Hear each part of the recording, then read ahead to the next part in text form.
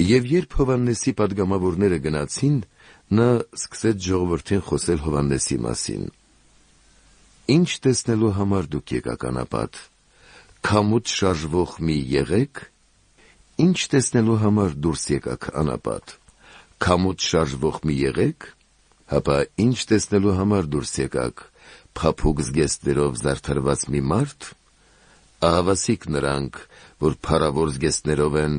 և փափուկ կենցաղով են ապրում, արքունիքներում են լինում, հապա ինչ տեսնելու համար դուրս եկաք, մի մարգարե, այո, ասում եմ ձեզ,